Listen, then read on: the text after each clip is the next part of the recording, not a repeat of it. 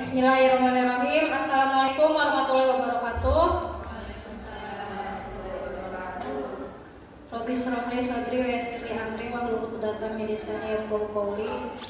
Pertama-tama marilah kita panjatkan puji syukur kehadirat Allah Subhanahu wa taala yang telah memberikan rahmat dan karunia-Nya kepada kita semua sehingga kita bisa berkumpul di kegiatan yang penuh barokah ini, insyaallah, amin. Pada yang terhormat Bapak Kepala SMK Negeri 1 Balongan Dr. Amdes Haji Rosidin, pada yang terhormat Bapak Ibu guru hebat SMK Negeri 1 Balongan yang saya cintai dan saya banggakan. Untuk mengawali kegiatan pada hari ini, marilah kita sama-sama membaca basmalah. Bismillahirrahmanirrahim. Selanjutnya marilah kita menyanyikan lagu Indonesia Raya. Bapak Ibu dimohon berdiri.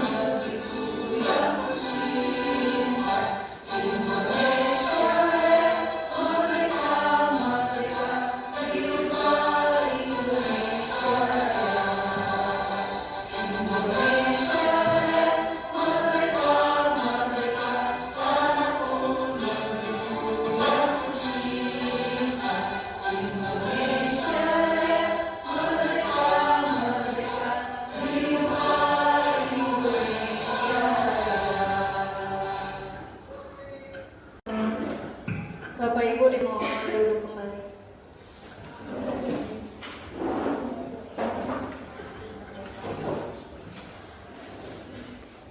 Selanjutnya kita akan mendengarkan paparan materi dari Ibu Lina Herlinawati. Kepadanya dipersilakan. Terima kasih.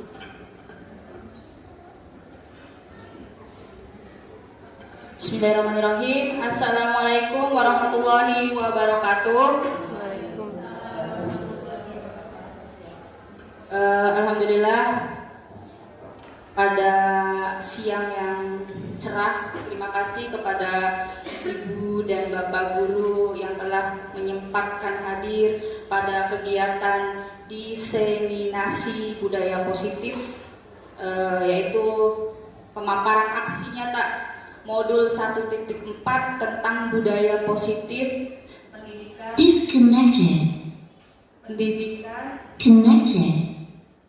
pendidikan guru penggerak angkatan 11 Kabupaten Indramayu yang akan disampaikan oleh kami berdua.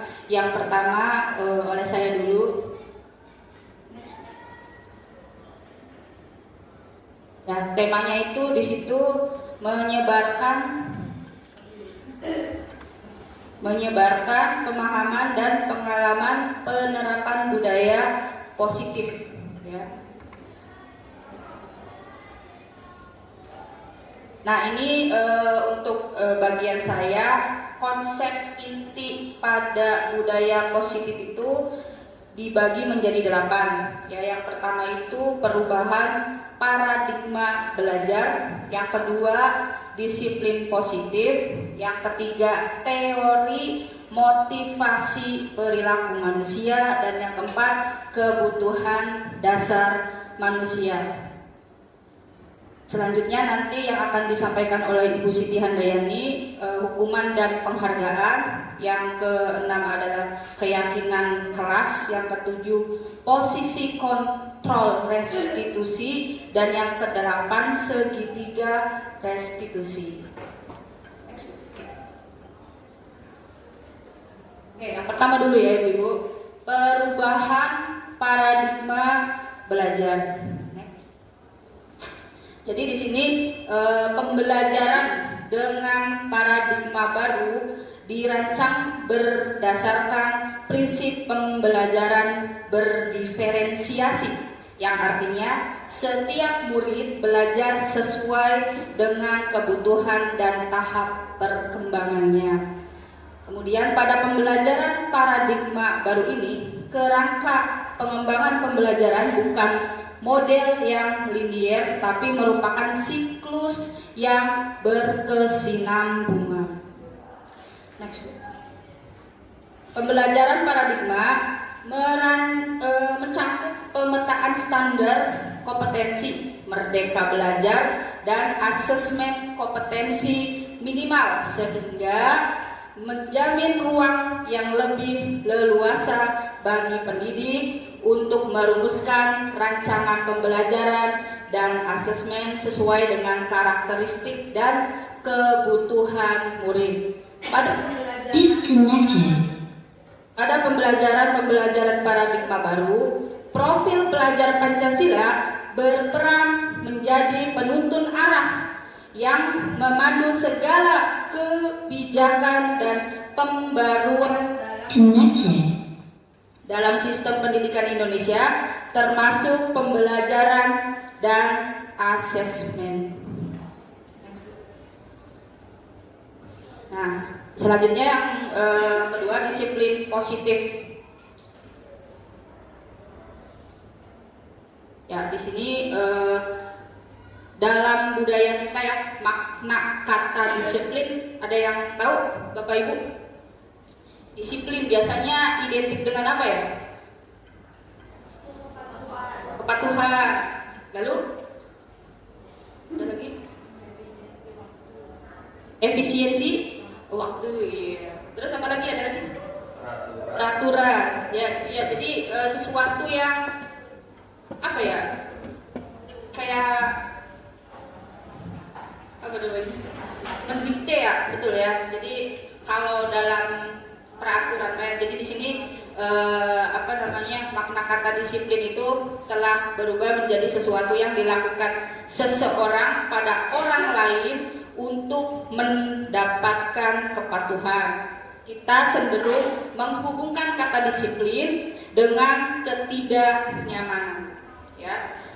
Maksudnya di sini tuh ketidaknyamanan tuh, jadi kalau misalkan tidak dilakukan, ya akan mendapatkan apa? Gitu kan, nanti ada pembahasannya di teori perilaku manusia ya. Kalau kita melakukannya akan mendapatkan apa, kayak gitu ya biasanya. Nah, lalu di sini salah satu pendekatan disiplin diri yang memampukan seseorang untuk mengontrol perilakunya dalam kesadaran dan bertanggung jawab atas tindakannya sebagai wujud menghormati diri sendiri dan orang lain. Sebagai pendidik, tujuan kita adalah menuntun murid untuk memiliki disiplin diri sehingga mereka bisa berperilaku yang mengacu pada nilai-nilai kebajikan universal dan memiliki motivasi intrinsik dari dalam dirinya, bukan ekstrinsik atau dari luar dirinya. Nah, pendekatan disiplin positif ini tidaklah tentang murid secara langsung, tetapi tentang diri dan cara kita sendiri. Kita itu bisa orang tua, atau di sekolah itu sebagai guru gitu ya, atau kalau di masyarakat sebagai orang dewasa seperti itu ya, yang memberikan dampak dan pengaruh positif kepada murid.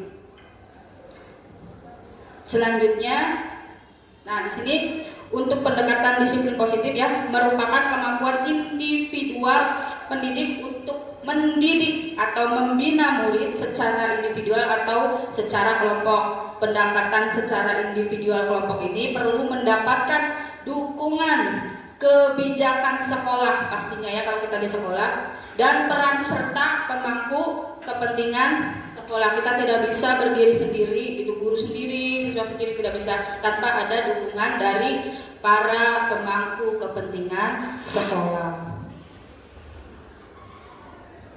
Ya ini. Kemudian nilai-nilai tadi ya, kebajikan yang universal tadi adalah sifat-sifat positif manusia yang merupakan tujuan mulia yang ingin dicapai setiap individu. Nilai itu apa maksudnya? Nilai itu nilai yang harus disepakati bersama ya. Untuk nilai kebajikan itu tidak boleh hanya satu arah saja, tapi bersama harus disepakati.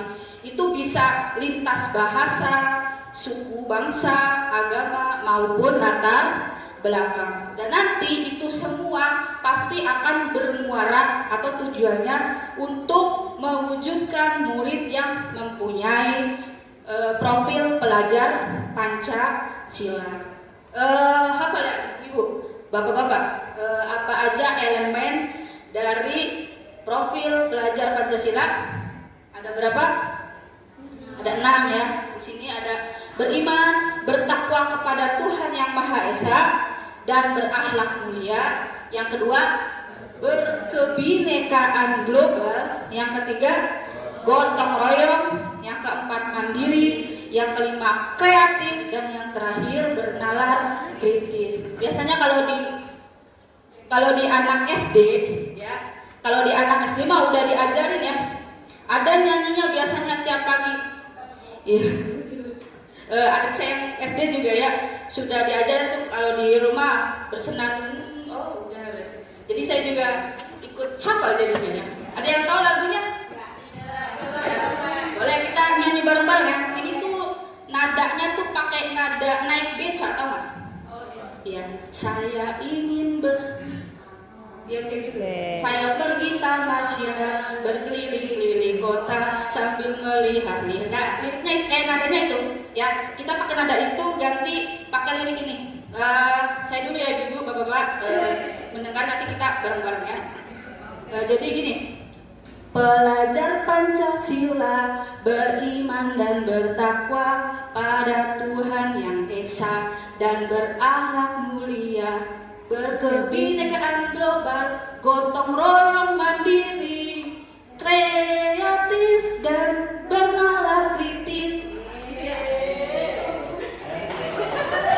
Oke, coba bareng-bareng ya sama ibu-ibu dan bapak-bapak. Gak ada musiknya apa? Pakai cepat aja nih.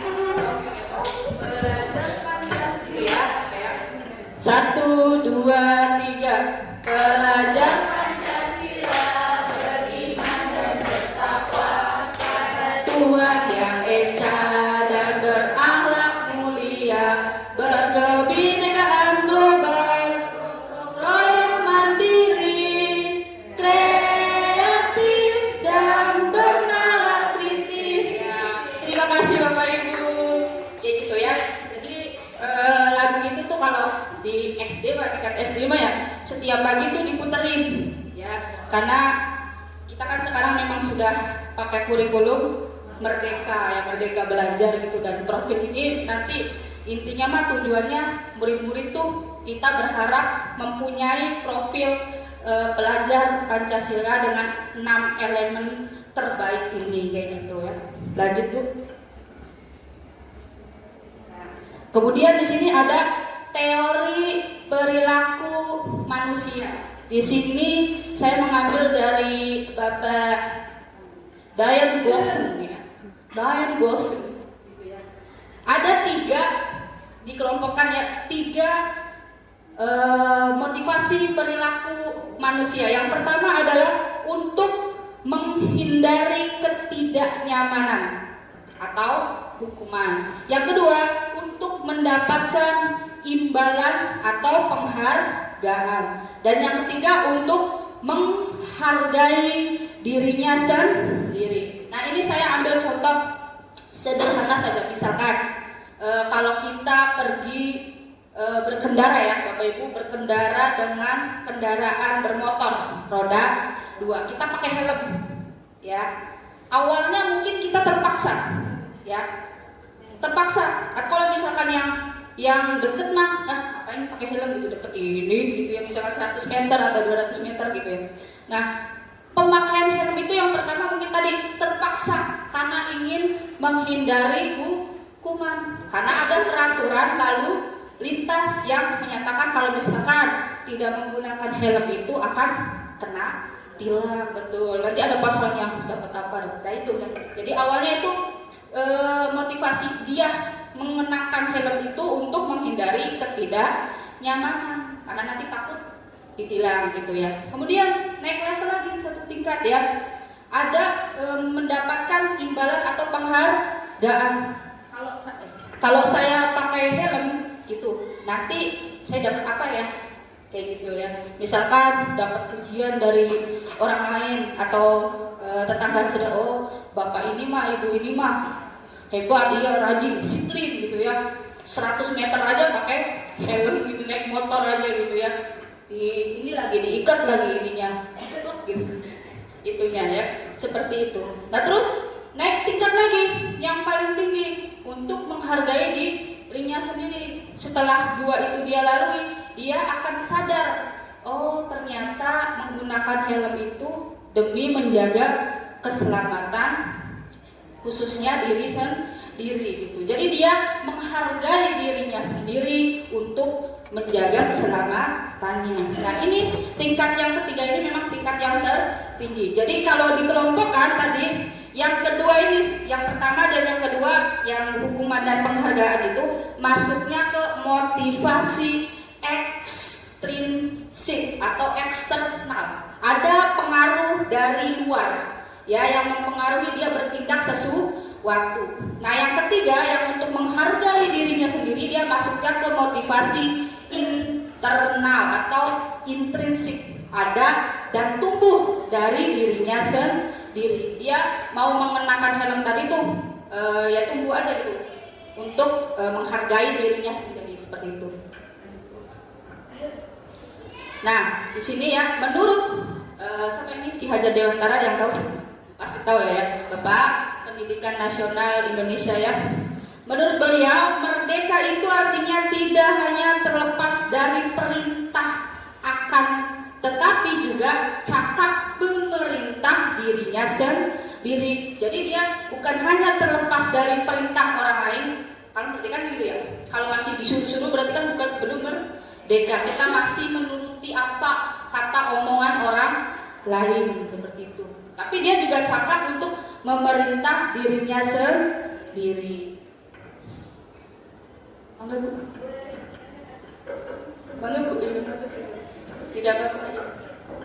Terus di sini tadi ya, motivasi internal tadi yang tumbuh pada dirinya sendiri akan menciptakan disiplin positif dan sikap merdeka, karena dia sudah bertanggung jawab atas dirinya sendiri. Lanjut. Nah, kebutuhan dasar manusia. Nah, di sini untuk kebutuhan dasar manusia ya, sama masih mengutip bukunya dari Diane Gossen gitu ya, dibagi menjadi 5 kebutuhan dasar manusia.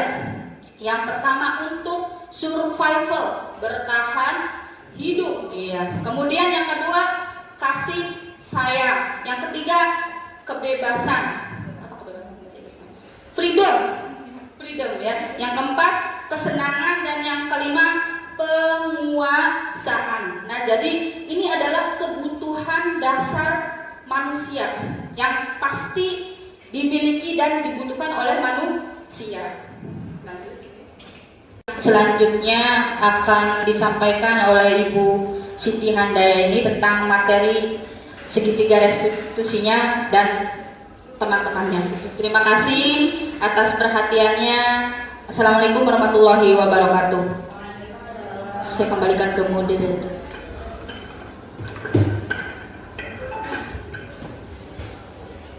Baik Bapak Ibu yang saya hormati, sebelumnya saya ucapkan dulu terima kasih yang sebanyak-banyaknya karena Bapak Ibu sudah meluangkan waktu untuk hadir pada kegiatan diseminasi program CGP kami ya.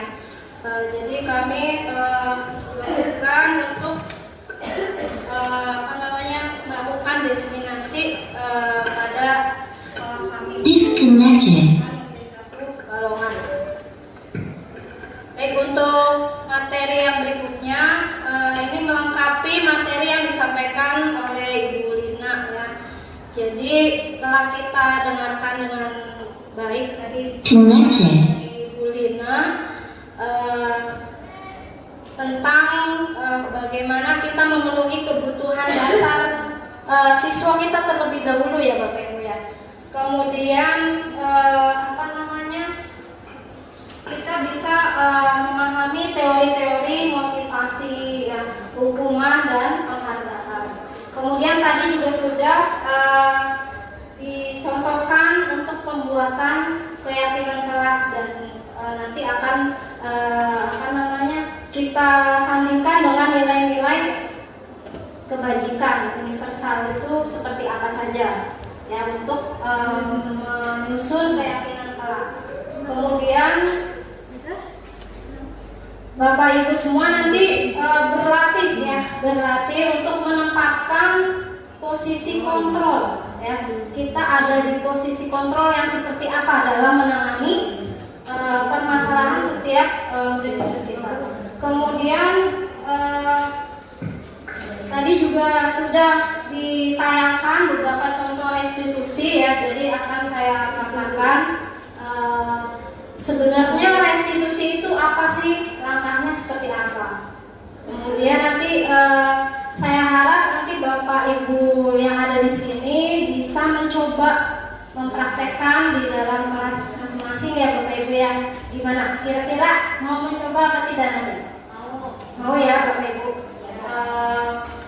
Jadi selama kita di kelas, selama kita bergaul dengan siswa-siswi kita ya, tentunya tidak semulus yang kita bayangkan ya Bapak Ibu ya. Pasti ada saja permasalahan seperti itu. Apa sih yang kita harapkan dari mereka? Atau malah justru kebalikannya ya, berkebalikan 360 derajat, tidak seperti yang kita bayangkan. Ini ilustrasikan Bapak Ibu. Kalau di kelas kita seperti merasa apa? Kalau di kelas biasanya coba saya pengen dengar pendapat dari Bapak Ibu dulu nih. Kira-kira siapa yang mau berpendapat? Kira-kira di kelas misalnya merasa capek atau merasa tidak nyaman seperti itu menghadapi murid. Bagaimana Bapak Ibu? Siapa yang mau mencoba? Dari Ibu pernah menemukan sesuatu kan tentunya ya di kelas ya, pasti ya, boleh diceritakan dulu Bapak Ibu. Pernah barangkali? Oh sudah.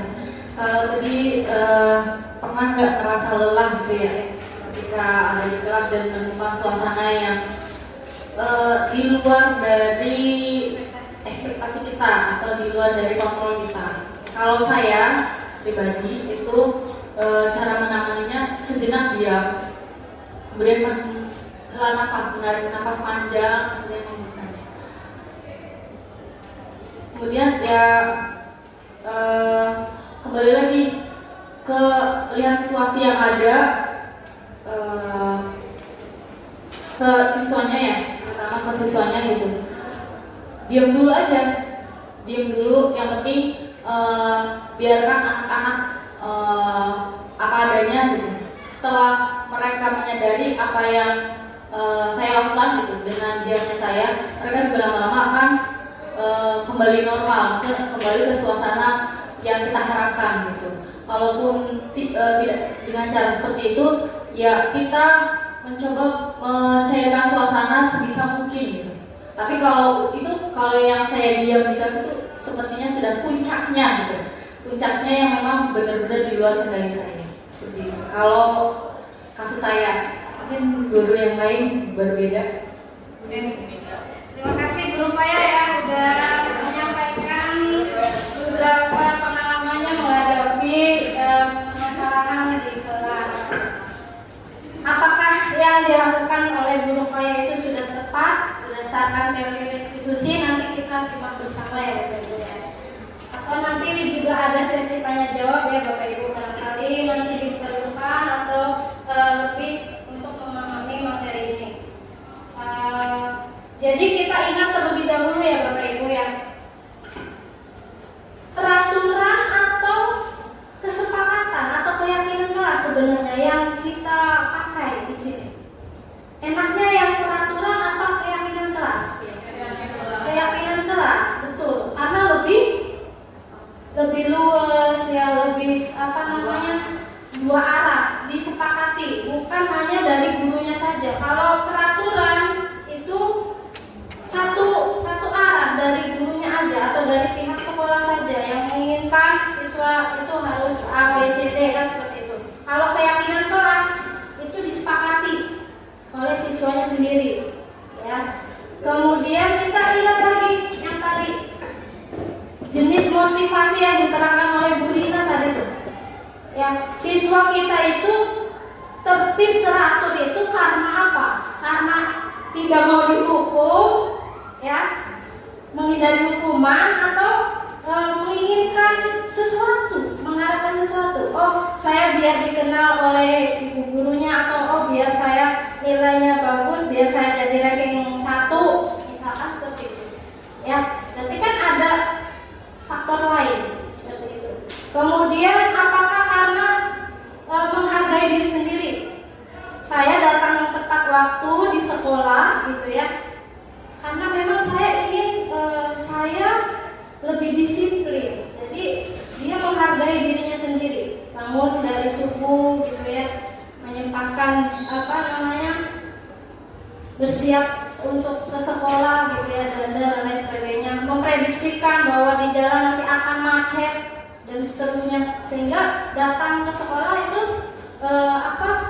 dia bisa menghargai bahwa oh saya sudah disiplin, oh saya sudah berhasil untuk mendisiplinkan diri sendiri, seperti itu. Kita ada di posisi yang mana?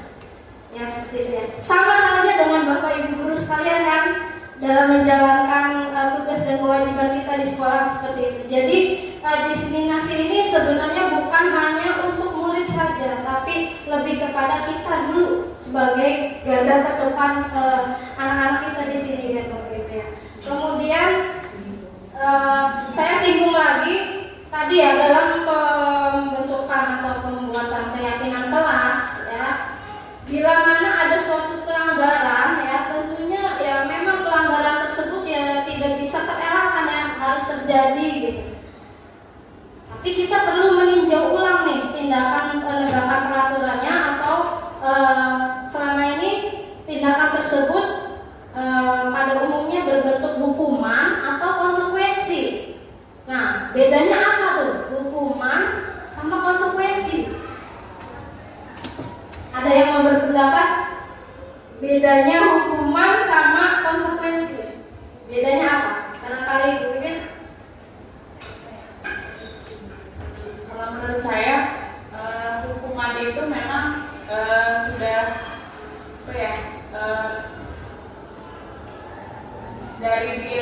dari peraturan yang misalkan dibuat oleh sendiri dan dari gurunya, misalkan harusnya anak-anaknya jam 7 sudah di kelas misalkan, lalu dianya telat, berarti itu sudah otomatis salah dari siswa dan langsung menghukum misalkan seperti itu. Sementara kalau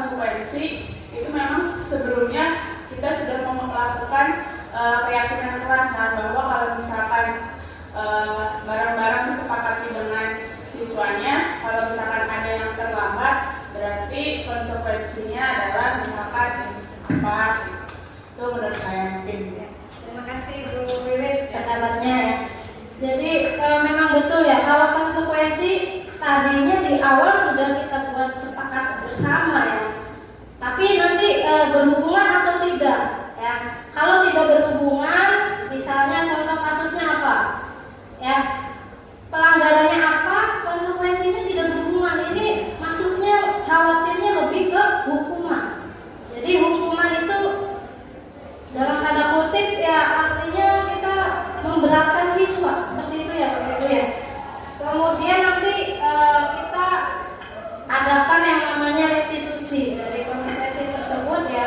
Kita berusaha menciptakan kondisi ya bagi murid untuk memperbaiki kesalahan-kesalahan mereka sehingga mereka bisa kembali pada kelompok mereka dengan karakter yang lebih luas. Seperti itu ya Bapak Ibu ya. Awal dari penguatan materi ini. Sekarang kita bedakan Bapak Ibu. Coba diperhatikan di tabel ini. Yang tadi ya, saya kan tanya perbedaan hukuman sama konsekuensi. Ya, ternyata konsekuensi itu perilaku yang pasif, ya, lebih agresif. Ya, kalau muncul lebih dominan yang seperti itu berarti kita kategorinya hukuman. Ya, artinya kita belum berhasil Bapak Ibu. Ya, nanti dikuatkan, misalkan ada penguatan hanya untuk bertahan dalam jangka waktu pendek. Siswa tersebut nurut tapi hari itu aja, misalkan besok diulangi lagi. Itu baru motivasi yang tahap kedua tadi itu, yang ingin mengharapkan sesuatu atau kita jadinya jangka pendek ya, lebih ke konsekuensi. Kalau masalahnya bisa sampai terpecahkan, itu berarti kita sudah melakukan restitusi. Kemudian contoh yang lain, yang berikutnya itu kalau hukuman itu sistem tidak akan berjalan, ya. Muridnya ketakutan sih Bapak Ibu ya, takut dihukum. Jadi kalau kita contohnya gini, asumsikan kalau kita melempar bola keras misalkan, kalau kita lemparnya dengan keras maka bola tersebut akan pantul lebih keras, lebih tinggi lagi. Seperti itu perilaku kita pada murid kita ya. Kalau kita lebih tarik ulur misalkan atau rada halus seperti itu ya, mungkin mereka juga akan lama-lama akan menyadari seperti itu. Seperti yang diungkapkan sama guru Koya tadi ya. Kemudian kalau konsekuensi ya, bedanya itu memerlukan monitoring. Kita monitoring terus menerus ya, kita kontrol lagi ya. Nah, kalau di bagian restitusi ya, murid itu langsung otomatis belajar tanggung jawab Bapak Ibu ya. Sedikit-sedikit dia menyadari tanggung jawabnya. Kemudian kita lihat lagi contohnya. Contoh yang lainnya banyak ya Bapak Ibu ya. Ini misalkan lebih menekankan peraturan. Pokoknya peraturannya tidak boleh pakai sepatu selain hitam misalkan. Itu lebih ke hukuman gitu. Kalau bahasanya seperti itu. Tapi kalau konsekuensi, kita tanyakan ulang, kita ingatkan kembali kepada murid kita. Sebenarnya keyakinan kelas yang kemarin itu apa sih? Seperti itu kan. Kamu mampu sebenarnya melakukannya. Kalau misalkan, jadi kita gali pendapatnya murid itu sendiri tanpa kita perintahkan. Jadi arah restitusi dan arah keyakinan kelas itu kita menggali pendapat murid itu sendiri untuk memecahkan permasalahannya sendiri. Seperti itu. Ini contoh aja ya Bapak Ibu ya. Apalagi ada kalimat awas ya. Kalau melakukan lagi kan seperti itu. Ibaratnya kita kalau menghadapi siswa itu kan spontan ya Bapak Ibu ya. Kamu lagi. Awas ya, maka sedikit kayak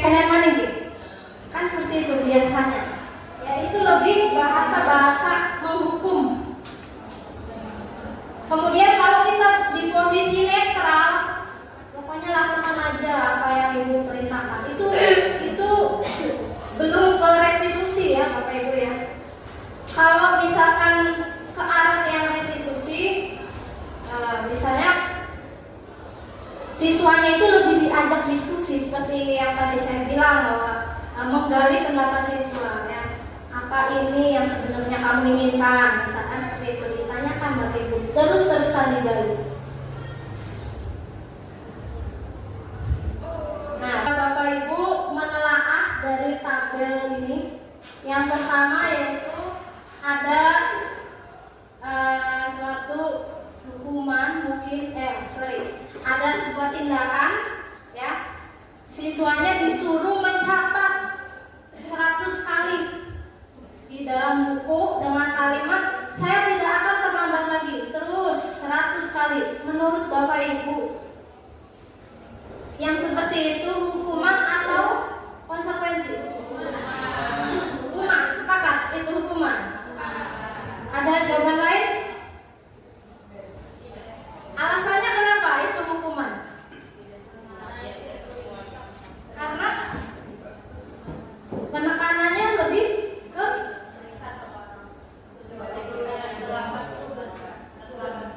terlambat. Konsekuensi terlambat bukan tulis. Nah, betul. Nah, jadi ini nggak nyambung ya, Bapak Ibu ya. Ada tidak nyambung seperti itu. Pelanggarannya karena terlambat, ya karena terlambat ceritanya kan. Masa disuruh menulis 100 kali, nyambung nggak? Nggak nyambung kan? Jadi ini lebih kepada hukuman, betul sekali. Tepuk tangan buat Bu Mega.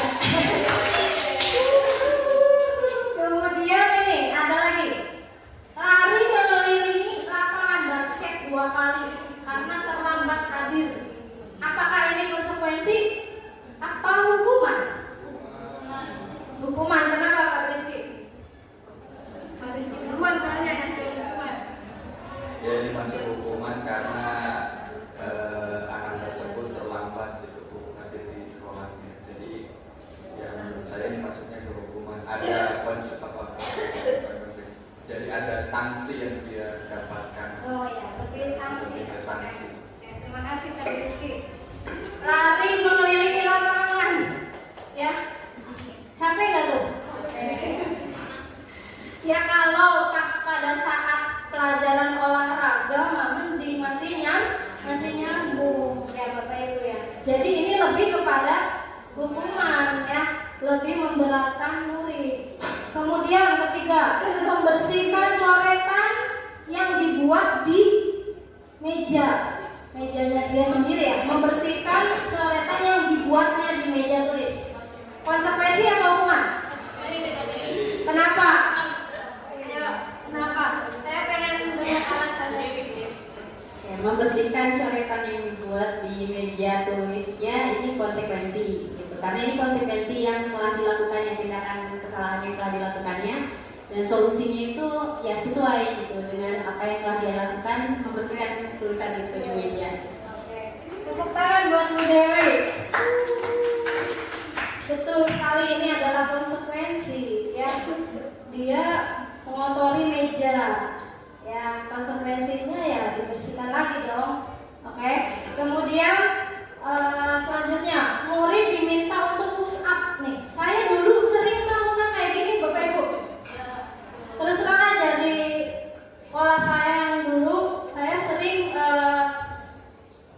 menemukan siswa yang terlambat, jurusannya PKR, PBSM. Tahu sendiri ya, laki-laki semua. Ya, jadi kadang-kadang saya nyuruh push up. Kesalahan apapun itu saya suruh push up. Dulu saya kayak gitu. Ya udah push up. Berapa Bu? 15 kali misalkan. Ya Bu 15, ya udah 50 saya bilang. Malah ditambah nawar. Kalau nawar ditambah gitu. Apakah ini hukuman atau konsekuensi Bapak Ibu? Hukuman ya. Saya benar-benar mendapatkan ilmu yang baru di CGP itu Bapak Ibu. Ternyata saya menyadari bahwa ternyata yang saya lakukan itu tidak tepat. Ya, nyuruh push up karena nggak pakai masker itu ceritanya, kan nggak nyambung ya Bapak Ibu ya. Kemudian ada lagi menggantikan kertas teman yang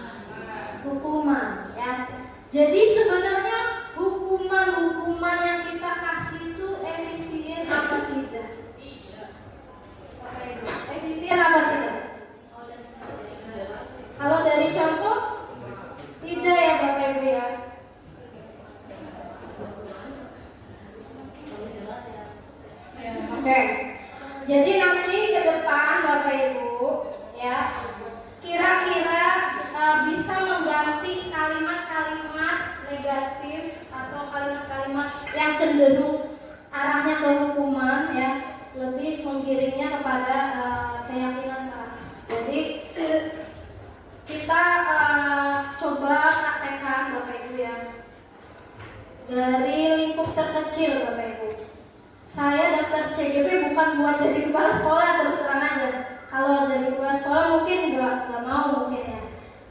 Tapi nanti takdirnya mungkin kita lihat aja. Tapi tujuan utamanya itu memperbaiki cara mengajar saya Bapak Ibu, cara menangani siswa itu seperti apa. Jadi Bapak Ibu nanti coba deh di lingkup terkecil dulu di kelas kita. Pada saat kita mengajar, kita buat keyakinan kelas. Kalau di lingkup yang besar nanti keyakinan sekolah, berarti dalam lingkup keseluruhan berarti keyakinan sekolah namanya. Nah, dalam menyusun keyakinan kelas ini ada panduannya Bapak Ibu ya. Yang tadi dijelaskan sama Bu Lina itu saya hanya melengkapi saja bahwa keyakinan kelas lebih bersifat abstrak daripada peraturan yang telah dibuat rinci dan konkret. Kemudian keyakinan kelas berupa pernyataan-pernyataan yang universal. Artinya tidak menyudutkan sesuatu kesalahan gitu. Kemudian pernyataan keyakinan kelas senantiasa dibentuk dalam kalimat-kalimat positif. Kemudian hendaknya tidak terlalu banyak ya Bapak Ibu ya, sehingga mudah diingat dan dipahami oleh semua anggota kelas gitu ya. Kemudian keyakinan kelas sebaiknya sesuatu yang dapat diterapkan di lingkungan tersebut ya. Cocok apa enggak, misalkan di lab, misalkan saya ngajar di lab, peraturannya misalkan tidak boleh keluar masuk misalkan karena ruangannya ber-AC ya, seperti itu. Tapi kalimatnya menghindari kalimat negatif ya Bapak Ibu ya, seperti itu. Kemudian semua warga kelas, anggota kelas ya, hendaknya ikut berkontribusi dalam pembuatan keyakinan kelas lewat kegiatan curah pendapat. Kemudian bersedia meninjau kembali dari waktu ke waktu. Jadi nanti per bulan atau per 2 bulan sekali itu silakan refleksi ya Bapak Ibu ya, apa yang kurang, apa yang perlu ditingkatkan kembali, seperti itu. Oke, semua itu kita disandingkan dengan nilai-nilai kebajikan ya Bapak Ibu ya. Menurut Primary Years Program itu ada beberapa karakter toleransi seperti rasa hormat, integritas, mandiri, menghargai, antusias, empati, keingintahuan, kreativitas, kerjasama, percaya diri, dan komitmen. Ada semua apa enggak? Nanti digali. Kemudian ada juga dari Seven Essential Virtues, yaitu benar nggak bacanya? Ada empati, ya, kita berusaha mendengarkan suara hati untuk mengontrol diri, untuk rasa hormat, ya. Ada nilai-nilai kebaikan, toleransi, dan keadilan. Dari nilai-nilai tersebut kita ungkapkan kepada siswa kita di kelas. Kira-kira nilai-nilai yang tadi bisa muncul di dalam karakter mereka. Ini contoh keyakinan kelas yang sudah dibuat, misalkan kalimatnya seperti ini ya. Itu boleh ya Bapak Ibu nanti dibuat di satu lembar, dilaminati, bila perlu ditempelkan di kelas, atau bila perlu di bawahnya itu tertanda tangan semua anggota kelas misalkan. Yang pernah saya buat itu ya, di atasnya keyakinan kelas, di bawahnya anggota kelas menandatangani semua. Kalau yang nggak hadir pada saat itu ya tetap kita kasih pengarahannya ya, kita sosialisasikan, dan mau tidak mau ya, bukan mau tidak mau ya, karena sudah disepakati oleh mayoritas anggota kelas ya, kita sepakati juga bagi yang tidak hadir. Ini contohnya. Jadi memunculkan apa itu? Sikap positif ya, ada rasa hormat. Kemudian bekerja itu contohnya apa? Kalimatnya, contoh yang bekerja. Kami meyakini bahwa sangat penting untuk mengerjakan segala pekerjaan dan mengikuti kegiatan yang telah tugaskan. Ya kan sering banget siswa kita nggak ngerjain tugas seperti itu ya. Padahal kurikulum merdeka katanya nggak boleh ngasih PR. Ya. Kemudian di rumah suruh istirahat, ya suruh istirahat. Pokoknya biar fresh, besoknya datang lagi ke sekolah biar fresh. Tapi kenyataannya yang sering kita jumpai di kelas juga mereka ya, artinya tidak mau berpikir gitu ya. Jadi dengan adanya keyakinan kelas ini dibuatlah kalimat untuk memunculkan mereka supaya nilai kebaikan untuk bekerja itu muncul dengan cara seperti itu tadi. Kalimatnya boleh menggunakan yang ini, ya Bapak Ibu ya, seperti itu. Oke, masih semangat ya Bapak Ibu ya? Semangat. Oke, masih semangat.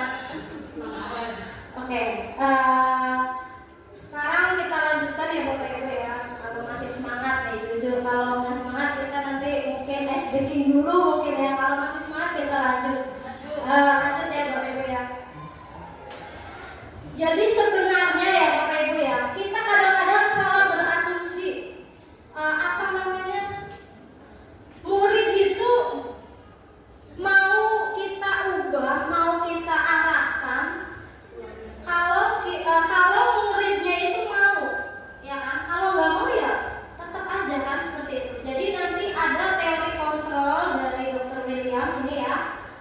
Sebenarnya ada miskonsepsi nih bahwa ilustrasi guru mengontrol murid itu memang ya, tapi kan kalau muridnya nggak mau tetap aja nggak akan terjadi perubahan ke arah yang lebih baik. Kemudian ilusi bahwa semua penguatan positif itu efektif dan bermanfaat. Kemudian ada lagi ilusi bahwa kritik dan membuat orang merasa bersalah itu dapat menguatkan karakter. Benar apa enggak? Seperti itu nanti kita buktikan ya. Kemudian orang dewasa memiliki hak untuk memaksa. Karena kita posisinya guru, lebih tua, lebih dewasa gitu ya. Kita boleh nggak sih memaksa murid? Pokoknya dikontrol, mau tidak mau kira-kira berubah ke arah yang lebih baik. Sebenarnya itu juga bertentangan ya Bapak Ibu ya. Jadi kita munculkan lagi motivasi, 3 jenis motivasi yang tadi. Kita ingatkan kembali kepada murid kita. Nah ini contohnya ya Bapak Ibu ya. Jadi kita buat stimulusnya dan kita cek dengan teori kontrolnya. Contoh bahwa kebutuhan kita itu semua orang kebutuhannya sama. Mungkin Bapak Ibu saat ini lapar, tapi saya nggak lapar. Kebutuhannya karena saya sedang menghadapi presentasi, misalkan saya lebih gugup misalnya seperti itu. Saya lebih memilih tidak untuk makan, misalnya seperti itu. Ya. Kemudian itu bukan curhat ya. Kemudian yang kedua kita sandingkan bahwa kebutuhan kita kan berbeda ya Bapak Ibu ya. Kemudian ada semua orang melihat hal yang sama. Ternyata sudut pandang orang kan berbeda-beda, ya. Atau kita mencoba mengubah orang untuk berpandangan yang sama, maksa banget biar sama gitu. Ternyata kita berusaha, ya, berusaha memahami pandangan orang lain tentang dunia itu berbeda. Kemudian perilaku buruk dilihat sebagai suatu kesalahan. Ternyata perilaku itu semuanya yang baik ataupun yang buruk itu memiliki tujuan. Ya, sekalipun buruk mungkin ada tujuannya. Ya seperti itu. Kemudian orang lain bisa mengontrol saya. Yang ada itu hanya Andalah yang bisa mengontrol diri Anda sendiri. Kemudian saya bisa mengontrol orang lain. Ya nggak bisa dong. Bapak Ibu suruh saya makan ya saya nggak mau gimana? Kalaupun saya gampang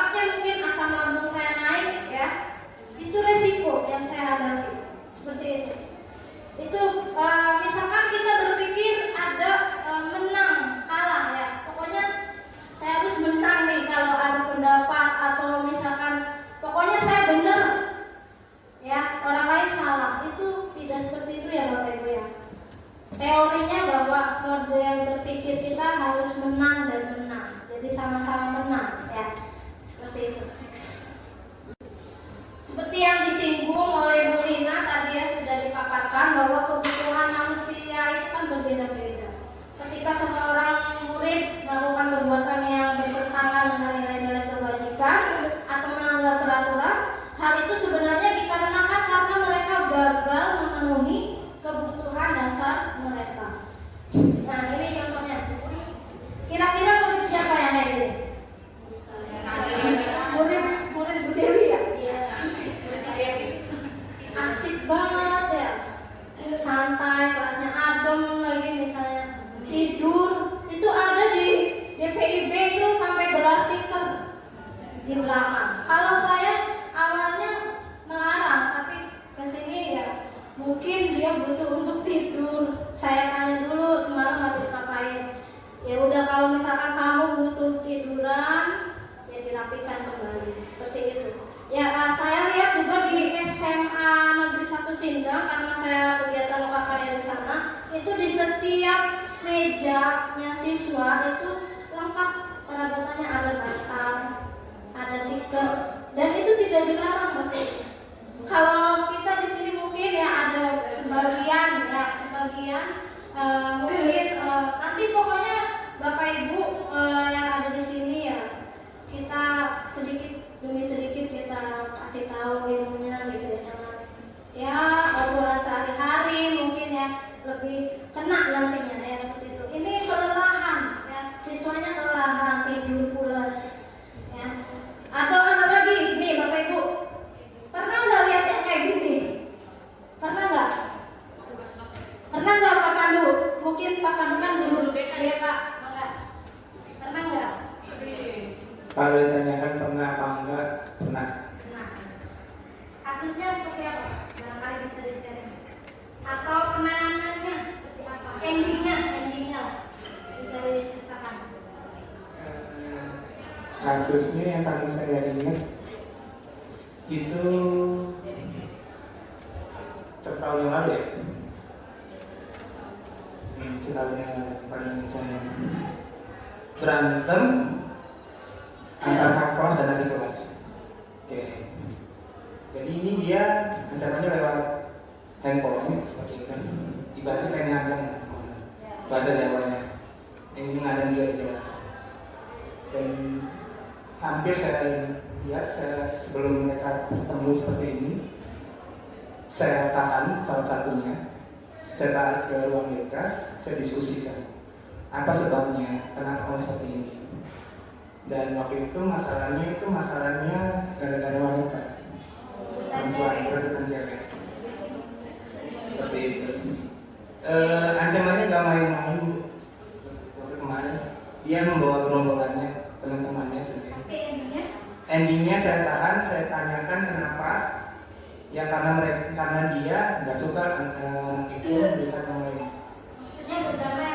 Berdamai, saya tahan, saya ambil, saya cek tasnya dan lain sebagainya. Saya tahu ada benda-benda yang memang nggak boleh.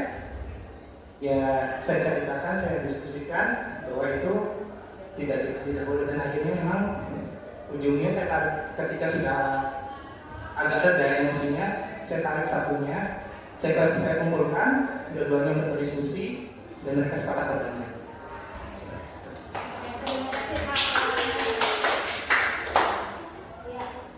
Memang ya Bapak Ibu ya, kasus-kasusnya di luar nalar. Di luar nalar ya Bapak Ibu ya. Kadang-kadang apa namanya yang gak kepikiran sama kita kok terjadi seperti itu ya. Kok bisa-bisanya? Bisa. Coba. Nanti yang dilakukan oleh Pak Pandu itu ya, ada di posisi mana Pak kira-kira? Sebelum saya jelaskan ya, kira-kira Pak Pandu itu menyalahkan apa tidak sama yang pembuat masalah yang pertama kali? Tidak menyalahkan. Oke, kita simak ya Bapak Ibu ya materinya. Jadi dalam menangani beberapa kasus ya Bapak Ibu ya, seperti yang dikatakan Bu Rokoya tadi, sebaiknya kita menarik supaya apa? Menghindari kalimat-kalimat penghukum yang tadi, ya. Kalau kita bahasanya gini, kamu lagi, mau jadi apa? Pokoknya besok kalau nggak tepat waktu, ibu datengin rumah kamu, misalkan, atau apa seperti itu. Nadanya udah keras, ya. Itu posisi penghukum, Bapak Ibu. Yang seperti itu ada di posisi penghukum. Kemudian kalau bahasanya contohnya gini, tuh kan, gara-gara kamu sih ibu jadi ditegur sama Pak Jumakir misalkan gitu, ya. Kamu dari tadi di kantin melulu misalkan, seperti itu posisi yang mana Bapak Ibu?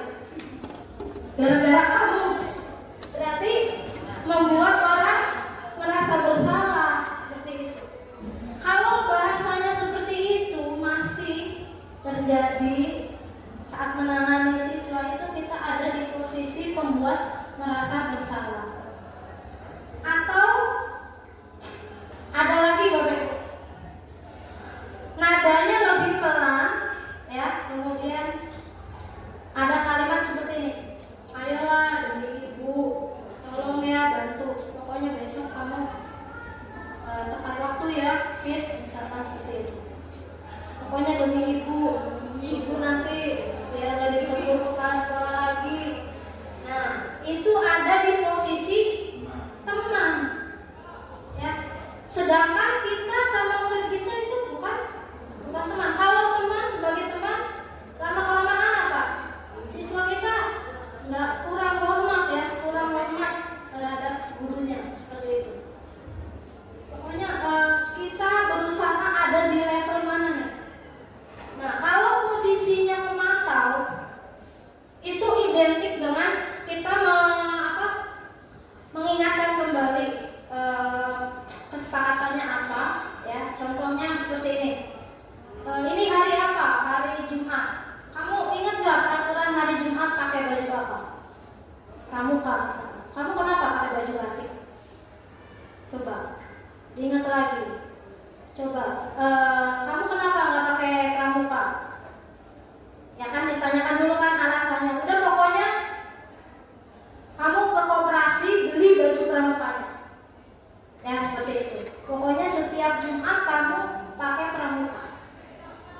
Hari ini ke koperasi sana pesen. Nah, kalau ada kalimat-kalimat seperti itu lebih ke pemantau, Bapak Ibu. Atau misalkan kita menegur, jam berapa ini coba? Kamu punya jam nggak? Dilihat. Bawa Bu. Di HP coba cek. HP buat apa aja kamu misalkan, ya. Seperti itu. Jam 9 misalkan. Kok ada di kantin? Kamu tahu nggak pelajaran apa ini? Coba dilihat jadwalnya. Kamu pegang jadwal nggak? Jam pelajaran sekarang pelajaran siapa? Misalkan. Itu lebih ke posisi pemantau, Bapak Ibu, ya. Seperti itu. Kemudian yang terakhir ada posisi manajer. Manajer ini mengarahkan murid untuk mencari solusi-solusi atas permasalahan mereka sendiri. Yang kita gali sedikit demi sedikit, gitu ya. Kemudian kita terapkan restitusinya seperti apa. Nah, sebelum ke sana, Bapak Ibu pernah nggak dengar slogan seperti ini? Orang tua, coba dibacakan dulu, tolong. Saya udah agak serak. Orang tua yang anaknya tidak mau ditegur guru di sekolah, silahkan didik sendiri, bikin kelas sendiri, buat rapot dan ijazah sendiri. Nah, setuju apa nggak? Ada meme kayak gini, setuju apa nggak? Atau guru itu banyak menghukum, banyak khawatirnya dikatakan mengintimidasi siswa. Pernah nggak dengar kasusnya, Bapak Ibu? Kasusnya banyak banget, ada guru ditonjokin wali muridnya sampai matanya apa itu, harus masih buta apa enggak tuh? Pernah kan? Terus ada lagi yang gurunya dilaporin sampai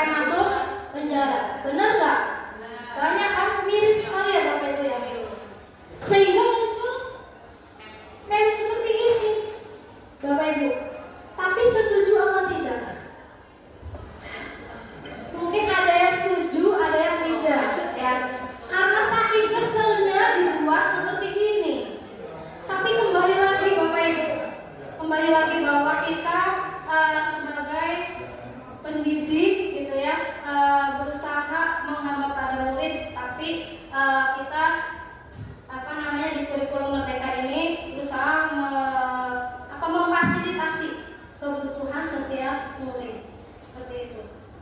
Ya kalau seperti ini saya yakin nggak akan ada sekolah lagi Bapak Ibu ya. Mungkin ya sekarang kan banyak banget ada homeschooling ya, terus ada lagi sekolah alam ya seperti itu. Jadi sekolah juga bersaing ya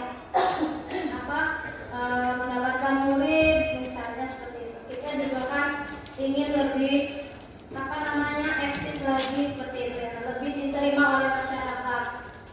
Jadi nanti Bapak Ibu dalam setiap penanganan kasusnya coba lakukan dengan pendekatan restitusi, yaitu upaya-upaya yang dapat dilakukan dalam membangun budaya positif di sekolah. Tentunya untuk mewujudkan hal ini membutuhkan proses yang tidak bisa dilakukan dalam waktu singkat.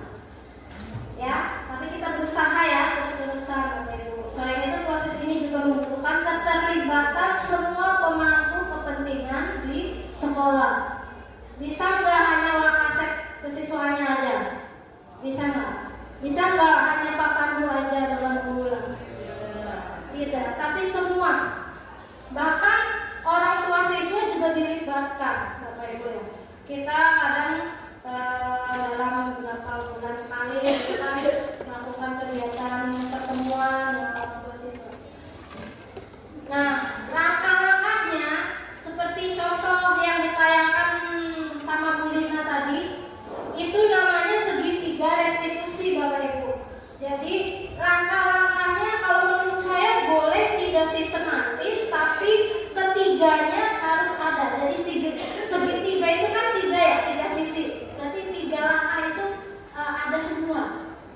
Jadi segitiga restitusi itu berarti ada 3 langkah. Yang pertama, validasi tindakan yang salah. Ya betul. Terima kasih Bu. Tapi menurut saya kan tadi saya bilang boleh tidak sistematis, yang penting ada 3-tiganya kalau saya ya. Tapi sebenarnya kalau di teorinya itu memang yang pertama itu menstabilkan identitas terlebih dahulu. Misalkan ditanya alasannya apa gitu ya, melakukan perbuatan yang salah seperti itu kan. Kemudian ada kalimat ya udah kamu bukan satu-satunya yang berbuat salah, misalkan seperti itu. Tapi nanti hati-hati, khawatirnya malah melakukan kesalahan lagi ya, sehingga nanti divalidasi ya, validasi tindakan yang salah. Misalkan kamu punya cara yang lebih efektif atau tidak sih selain ini, misalkan seperti itu. Kamu tentunya punya alasan kenapa kamu melakukan seperti itu. Ada kalimat-kalimat seperti itu, berarti itu sudah memvalidasi tindakan yang salah. Kemudian terakhir yaitu menanyakan keyakinan kelas yang sudah disepakati, bertentangan apa tidak, misalkan di bagian mana, misalkan seperti itu. Kemudian atau menanyakan kamu sebenarnya pengen jadi pribadi yang seperti apa sih, ya. Kalau misalkan seperti itu nanti dilanjutkan dengan menggali solusi dari si anak tersebut Bapak Ibu ya, seperti itu. Jadi kalau 3-tiganya sudah terpenuhi berarti kita sudah melakukan revisi. Ini contohnya ya Bapak Ibu ya. Nah ini saya jumpai kenyataan ini ya. Kenyataannya seperti ini. Ini lokasinya di GPIB di atas.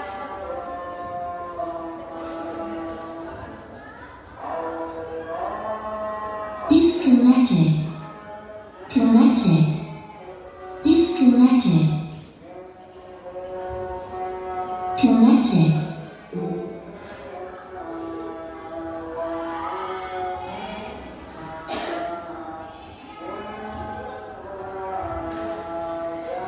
Jadi di slide pertama tadi ada siswa ya, siswa DPIP naik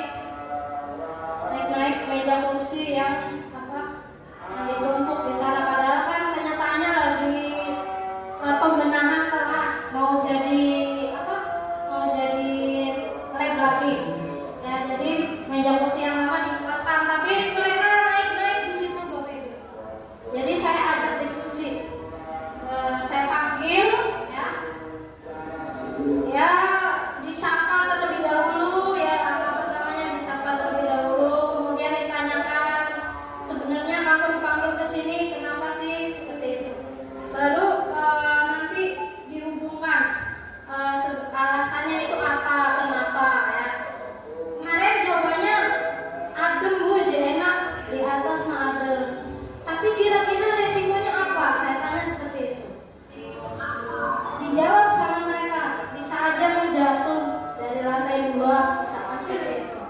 Kemudian meja kursinya jadi rusak Bu, ya seperti itu. Kemudian di akhir saya tanyakan, kamu pengen jadi siswa yang seperti apa?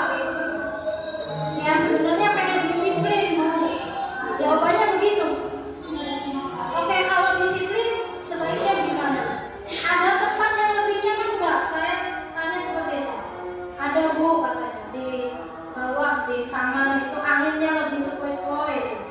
Jadi pada saat jam kosong atau pada saat jam istirahat, kamu nanti kayak gini lagi apa enggak? Saya tanya. Enggak Bu katanya, saya lebih baik ke lapangan olahraga misalkan, atau saya ke musola atau ke taman seperti itu, lebih nyaman seperti itu, dan lebih aman. Saya tanyakan seperti itu. Jadi ini ada Rianto, ada Adam, kelas 11 DPB 1 dan DPB 2. Terus terakhir saya tanyakan Bapak Ibu, apa namanya? Terakhir saya gali caranya gimana biar rapin lagi. Ya Bu, kami akan merapikan katanya. Sama siapa merapiinnya? Ya semua Bu bareng-bareng. Jadi tidak menyalahkan ke satu orang siswa seperti itu. Jadi sama-sama dirapikan kembali. Kemudian kasus yang berikutnya itu ada ya di kelas itu sering saya jumpai ya Bapak Ibu, di kelas sering saya jumpai.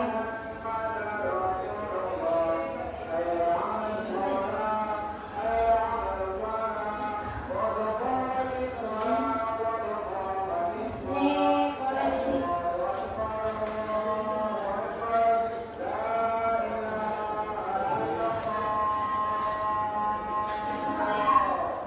Lain kan seperti itu.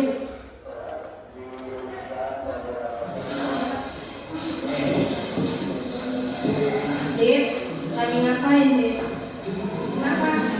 Oh, yang lain kan ngerjain tugas. Kamu butuh gambarnya banyak. Tugasnya gimana? Ada dikerjain. Nanti ngobrol ya sama ibu di rumah. Coba.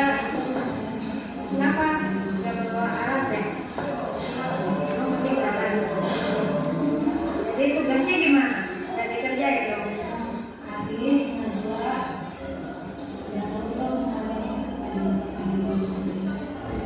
Jadi biasanya kalau nggak bawa alat berimbas ke emosi ya Bapak Ibu ya.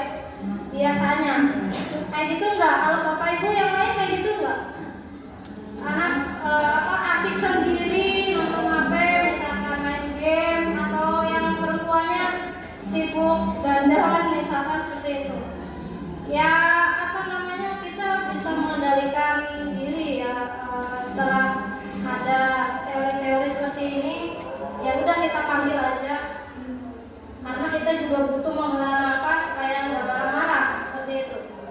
Jadi saya tanyakan sebenarnya kenapa nggak bawa kan? Ternyata belum beli, belum punya. Solusinya apa? Jadi mereka berpikir untuk membeli Bu, nanti pulang sekolah katanya beli. Kemudian sering pelupa Bu, saya ini sering ketinggalan karena lupa jadwalnya. Ya udah, gimana caranya biar ingat terus? Jadi adik itu jawab ya udah dicatat, terus ditempel Bu di kamar seperti itu. Jadi next itu alhamdulillah sekarang siswanya ya bawa alat Bapak Ibu ya, tugasnya juga nggak ketinggalan lagi. Kalaupun ya Bapak Ibu ya, kalaupun kita selama ini sudah terlanjur, ibaratnya sudah terlanjur salah kepada murid kita, atau ya pasti namanya manusia kan berbuat salah. Pasti kita punya emosi juga kan Bapak Ibu ya. Apalagi kelasnya siang hari panas gitu ya, nggak ada kipas, nggak ada AC. Kita juga kadang-kadang apa namanya lebih emosi duluan. Kira-kira solusinya apa Bapak Ibu? Kembali lagi ya Bapak Ibu ya, bahwa kita punya kebutuhan dasar. Guru juga manusia Ingat lagi kebutuhan kita apa yang belum terpenuhi sebelum masuk ke kelas. Saya belum makan, ya udah makan dulu. Ya, istilahnya seperti itu. Pada saat jam istirahat kita sempatkan makan, minum atau apa, kita butuhkan apa di sana supaya kita lebih kontrol diri. Oke, Bapak Ibu, sepakat ya? Oke. Gimana? Ada pertanyaan dulu Bapak Ibu sebelum diakhiri diskusi kita hari ini? Ada pertanyaan Bu? Bismillah. Mau bertanya ke Ibu Siti Handayani dan Bu Lina, mungkin saling keterkaitannya. Tadi ada dari segi material, ada penerapan budaya positif. Disconnected. Ya, penerapan budaya positif, keyakinan kelas, terus ada paradigma baru dan disiplin positifnya. Nah, yang ingin saya tanyakan tadi berulang-ulang kali Bu Lina dan Connected. Bu Siti Handayani mengucapkan bahwa kita harus mempunyai keyakinan kelas dengan siswa. Nah, pertanyaan saya adalah, ini sebenarnya yang sering ditemui di lapangan ya bagi saya. Kita sudah membuat kesepakatan kelas, kita sudah membuat keyakinan kelas. Misalkan contoh, si A intinya tidak boleh melakukan kesalahan yang sama, ya, tidak boleh mengulang kesalahan yang sama. Sudah sekali, 2 kali, 3 kali, misalkan siswa tersebut mengulangi kesalahan yang sama, kemudian sudah berjanji tidak mengulanginya, tapi pada kenyataannya mengulanginya lagi. Nah, saya ingin bertanya ke Bu Lina dan Bu Siti Handayani dan rekan-rekan guru, bagaimana menghadapi siswa yang seperti itu gitu. Sudah pendekatan personal sudah membuat keyakinan kelas intinya langkah-langkah yang sudah kita jalani itu sudah semua gitu, tapi tetap tidak ada perubahan pada siswa tersebut. Contohnya apa bisa disebutkan? Bisa contoh Yang ya, kasus yang dihadapi misalkan ya, contoh tidak boleh makan di kelas, di lab ya. Itu sudah ada peraturan dari kepala bengkel, kepala lab, dan keyakinan kelas sudah dibuat, kan ada peraturan dari sekolahnya juga, sudah ada kesepakatan kelas dan sudah ada keyakinan kelasnya juga. Intinya tidak kalau mau makan tidak di luar lab, tidak boleh di dalam lab. Nah, seperti itu. Dan kesepakatan kelas yang saya dan murid-murid saya, keyakinan kelas yang saya sepakati dengan murid-murid saya itu, ketika saya menerangkan, ketika saya menjelaskan, itu semuanya fokus. Tapi ada beberapa siswa yang tidak gitu. Nah, itu kan pendekatannya saya panggil seperti tadi di video Bu Lina dan Bu Siti Handayani tampilkan gitu. Tapi ya 2-3 kali siswa tersebut masih sama gitu. Itu gimana solusinya gitu? Barangkali dari Bu Lina dulu, atau mungkin ide dari BK ini biasanya ya banyak banget. Ada nggak kira-kira? Ya. Sebelum saya jawab. Terima kasih.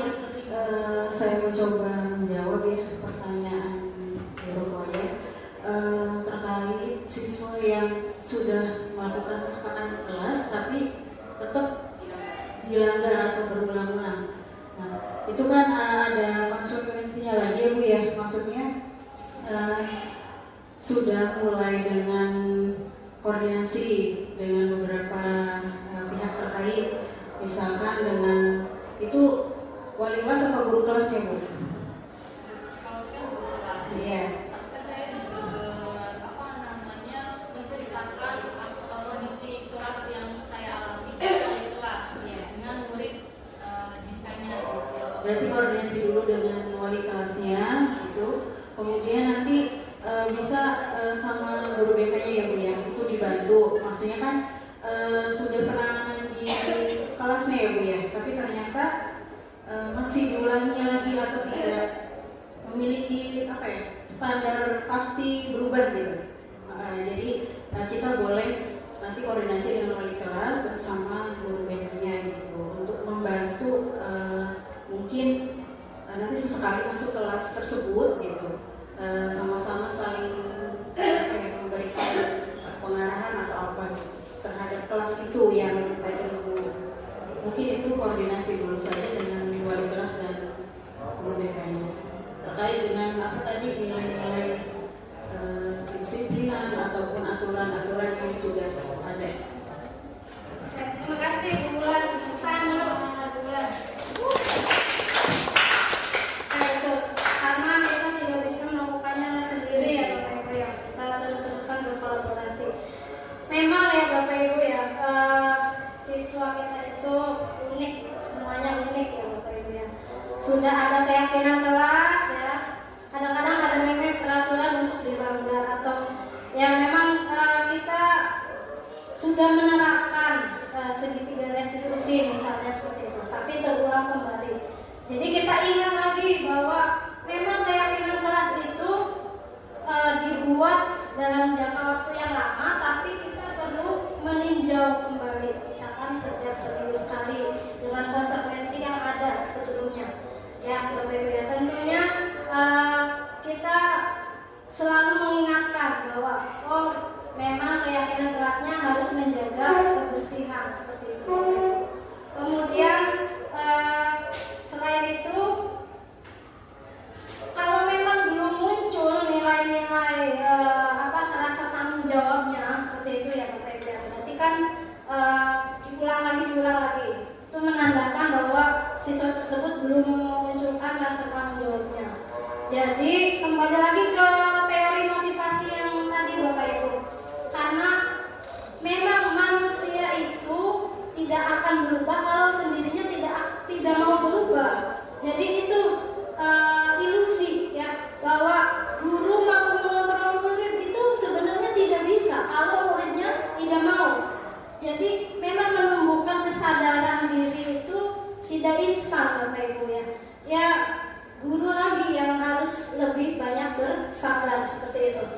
Jadi teori motivasi yang tadi itu kan karena menghindari hukuman atau karena ingin dipuji, dihargai gitu, atau memang timbul untuk menghargai dirinya sendiri. Oh saya jadi lebih aktif misalkan seperti itu, menghargai diri sendiri. Kalau kelasnya bersih, saya lebih nyaman misalkan untuk beraktivitas untuk kesehatan juga seperti itu. Jadi mungkin kesadarannya yang perlu ditingkatkan kembali. Jadi memang kita itu tidak bisa memaksakan. Jadi kalau memang Bapak Ibu menemukan hal seperti itu, tidak apa-apa, itu bukan kesalahan kita. Bapak Ibu tetap semangat ya. Kembali lagi ya, bahwa ilusi memang ya, kalau kita itu tidak bisa mengontrol murid seperti itu. Ya daripada kita timbulnya menghukum, lebih baik kita sudah tetap sesuai pada teori-teori yang kita pelajari, menerapkan segitiga restitusi ya. Adapun hasilnya kurang maksimal atau apa, kita bisa refleksikan kembali untuk lebih ditingkatkan secara maksimal seperti itu Bapak Ibu. Ya jangan khawatir, jangan menyerah seperti itu Bapak Ibu ya. Terima kasih Bapak Ibu atas semangatnya. Tepuk tangan untuk kita semua. Oke Bapak Ibu, di akhir sesi tanya jawab tadi, keseluruhan materi sudah kami sampaikan. Intinya lebih diterapkan, kita jangka pendek atau jangka lingkup kecilnya dulu, kita ada di mana, di kelas mana, kita terapkan Bapak Ibu. Mulai dari hal-hal yang terkecil, misalkan budaya 5S, senyum sapa, sopan santun gitu kan, seperti itu. Atau nanti sedikit demi sedikit kita buat keyakinan kelasnya, atau ketika kita menghadapi semua permasalahan apapun itu, kita tarik nafas dulu ya Bapak Ibu ya, atau kembali ke segitiga restitusi yang tadi. Terima kasih atas segala perhatiannya Bapak Ibu. Dari saya cukupkan sekian. Apabila terdapat kesalahan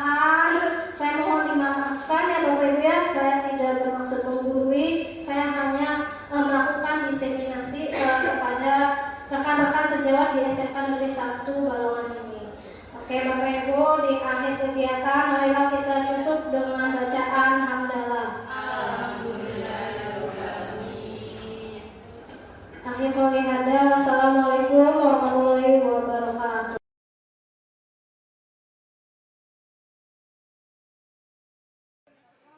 Harusnya gimana? Turun dulu. Ya.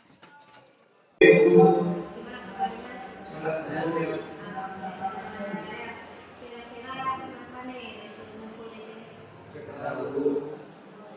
Ibu tunggu ada ya. Masih ingat kemarin ibu di atas? Ngapain? Kalian ngapain? Naik di meja kursi ya. Nah, kira-kira resiko apa nanti yang akan terjadi kalau naik meja kursi? Ya, jangan sampean. Terus resikonya apa? Rusak ya. Sebenarnya kalian tuh kenapa sih? Alasan apa sih yang membuat kalian seperti itu? Aneh, ada gitu. Emang nggak ada tempat lain? Kira-kira ada cara lain nggak?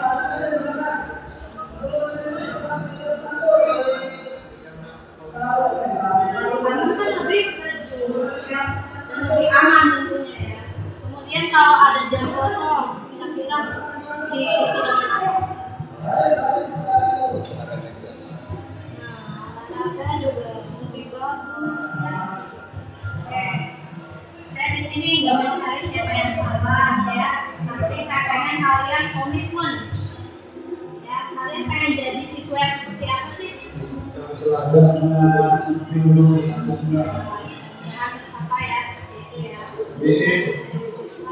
Oke, kembali lagi. Kalian ingat nggak keyakinan kelas apa yang kita sepakati dulu?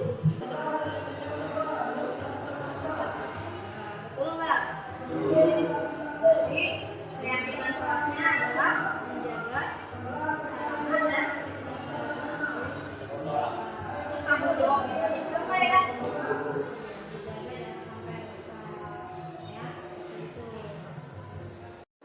Oke, sekarang kira-kira kalian bisa menjamin nggak meja dan kursi di atas? Bisa Bu, baik kami akan merapikan meja kursi yang tadi dan tidak akan mengulangi lagi Bu. Oke, dengan cara apa rapinya? Memberesi. Membereskan. Siapa yang membereskan? Kita semua Bu. Sepakat ya? Ya Bu. Oke, benar. Nanti Ibu akan lihat di sana. Oke, sekarang kalian isi dulu pembinaannya ya. Silakan.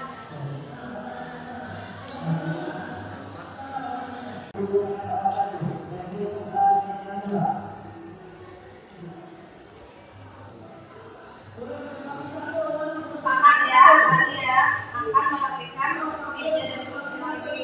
Oke, Ibu terima kasih banyak ya atas kerjasamanya ya, supaya kalian lebih disiplin lagi, lebih berkomitmen. Oke, sekarang pelajaran cek. Lanjut ya, nanti kalau kelas. Silakan, terima kasih ya.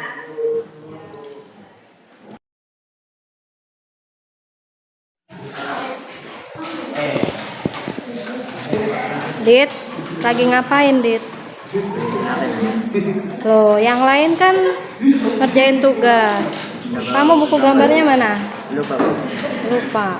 Nanti ngobrol ya sama ibu di ruang guru. Iya Bu. Coba, kenapa gak bawa alat ya? Iya Bu, ketinggalan. Oh, ketinggalan. Jadi tugasnya gimana? Gak dikerjain dong? Adit, Najwa, sudah tahu belum kalian kenapa dipanggil dulu ke sini? Tadi kan di kelas kalian berdiam diri ya. Teman-temannya kan menggambar, ada alat gambarnya. Kalau Najwa, kenapa nggak bawa alat gambar? Bu ribet bawa alat gambar segala. Maaf Bu, sebenarnya Najwa belum beli alatnya. Oh, belum beli. Oke, nggak apa-apa sih. Sebenarnya kamu berhak melakukan seperti itu ya. Tapi menurut kamu manfaatnya apa? Kira-kira kalian pengen jadi orang yang seperti apa sih? Sebenarnya saya pelupa Bu, jadi ketinggalan terus. Gimana ya Bu caranya? Itu hak kalian ya, tidak bawa alat gambar. Namun kira-kira tugasnya bisa selesai tidak? Iya sih Bu, kalau saya tidak bawa alat gambar, saya akan ketinggalan dengan yang lain dan tugas saya semakin menumpuk. Keyakinan kelas apa yang kalian sepakati? Sudah sesuai apa belum? Ini bahwa di pelajaran ibu alat gambar sangat diperlukan. Jadi harus dibantu. Jadi ya resikonya kalau kalian nggak bawa alat gambar, kan betul kata Adit tadi ya, kita ketinggalan, tugasnya makin menumpuk. Selain itu gimana Naswa? Betul Bu, saya juga akhirnya tidak dapat mencapai tujuan pembelajaran. Saya ingin kalian punya komitmen ya. Saya akan mencatat jadwal pelajaran dengan baik dan ditempel di kamar supaya saya ingat terus.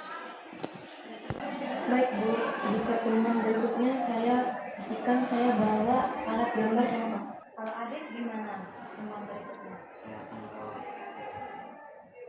Selain buku apalagi? penggaris, Kemudian pensil, penghapus, satu lagi jangka juga harus dilakukan ya Dit ya. Sudah, tetap bersemangat ya. Bertemu di pertemuan selanjutnya. Terima kasih Najwa, Adit.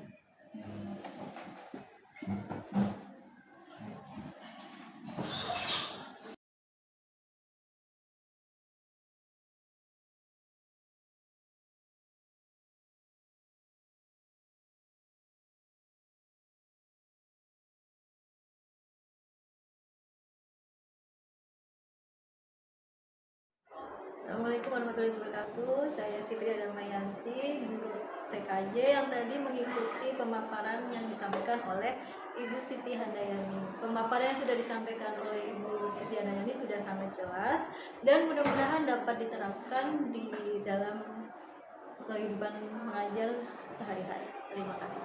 Assalamualaikum warahmatullahi wabarakatuh. Assalamualaikum warahmatullahi wabarakatuh. Perkenalkan saya Konita Fernanzen, guru DPIB. Hasil dari diseminasi Ibu Siti Handayani sudah baik, sudah menjelaskan tentang bagaimana segitiga rekonstruksi dan juga penerapan kesepakatan kelas. Selain itu, Ibu Siti Handayani juga sudah menerapkan nilai-nilai sebagai seorang calon guru penggerak, yaitu disiplin dan juga menerapkan salah satunya adalah P5 dalam melaksanakan pembelajaran di kelas. Semoga pendidikan yang Ibu Siti Handayani lakukan sebagai calon guru penggerak dapat berguna bagi rekan-rekan kerja serta siswa-siswi SMK Negeri 1 Balongan. Terima kasih. Wassalamualaikum. Assalamualaikum warahmatullahi wabarakatuh. Diseminasi yang dijelaskan oleh Ibu Siti Handayani sudah sangat bagus, sudah sangat jelas tentang keyakinan kelas dan segitiga restitusi.